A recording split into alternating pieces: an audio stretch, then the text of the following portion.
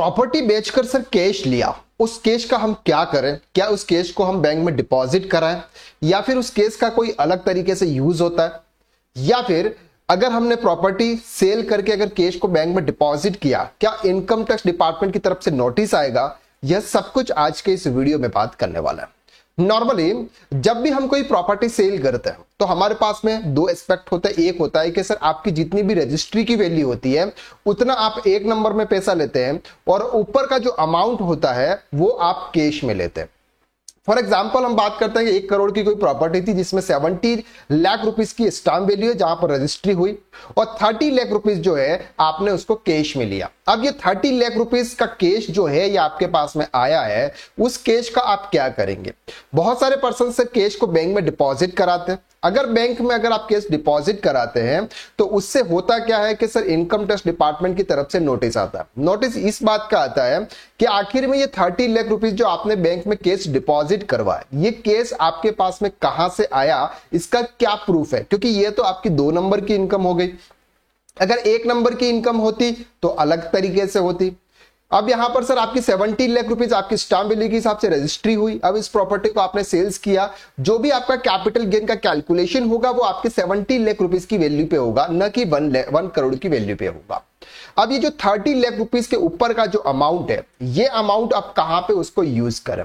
ये amount sir न तो आप इससे कोई कार खरीद सकते, यानी कि अगर कार खरीदोगे तो भी 2 लाख रुपए से ज्यादा का अमाउंट सामने वाला पर्सन आपसे कैश में नहीं लेगा, ना आप कोई दूसरा कोई चीज परचेज कर सकते हैं कैश में। तो यहां पर सर ये जो कैश आपके पास में आता है, इस कैश का आप सिर्फ और सिर्फ ये यूज कर सकते हैं कि अगर कोई दूसरी प्रॉपर्टी आप परचेज कर रहे हैं, और दूसरी प्रॉपर्टी जब आप परचेज करते हैं तो सामने वाला जो सेलर्स होता है वो भी आपके कैश से डिमांड करता है, वो भी आपसे कैश की डिमांड करता है। कैश का मतलब ये है कि फॉर एग्जांपल आपने 70 लाख रुपीस के सामने सिर्फ एक नई प्रॉपर्टी परचेज की जिस पर उन्होंने 50 लाख रुपीस की रजिस्ट्री की और 20 लाख रुपए उन्होंने कैश की डिमांड की कि सर आप 20 लाख रुपए हमें ऊपर से दीजिए, बाकी 50 लाख रुपया 1 नंबर में दीजिए।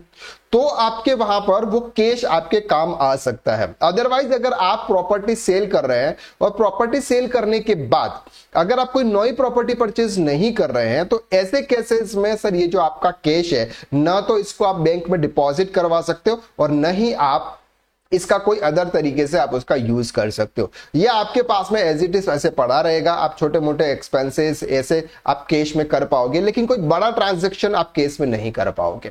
बहुत सारे ऐसे पर्सन हैं जिसको बिजनेस में इन्वॉल्व कर देते हैं। आप बिजनेस में इन्वॉल्व करते हो तो बिजनेस में भी आपको रिसिप्ट दिखानी होती है कि कैश आपके पास में कहां से आया। ऐसे ही आप अपने बिजनेस में ट्रांजैक्शन कैश के आप नहीं कर सकते। अगर आप कोई भी प्रॉपर्टी परचेज कर रहे हैं या सेल्स कर रहे हैं, 20,000 रुपीज से ज्यादा आप अपने बुक्स में शो भी नहीं कर सकते कि मैंने ये प्रॉपर्टी सेल की थी, इसके अगेंस्ट में मैंने पैसा लिया है। तो हो सके अगर आप प्रॉपर्टी सेल कर रहे हैं तो ऐसे केसेस में आपको क्या करना है सर, जितना आपकी रजिस्ट्री है और जितनी भी आपकी जो डील हुई है उतना पूरा अमाउंट आप 1 नंबर में लेने की कोशिश करें।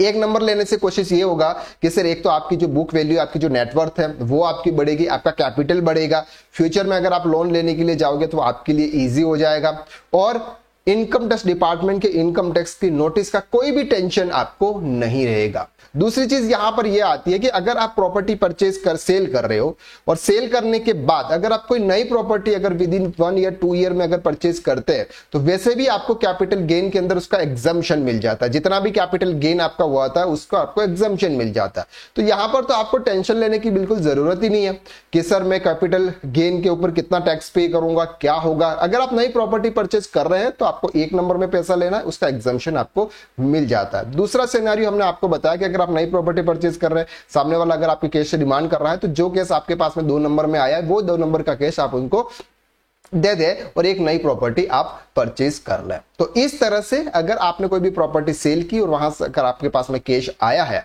तो आप इनका इस तरह से यूज कर सकते हैं। तो आज के लिए बस इतना। नेक्स्ट वीडियो में फिर मुलाकात करते हैं, तब तक के लिए थैंक यू सो मच।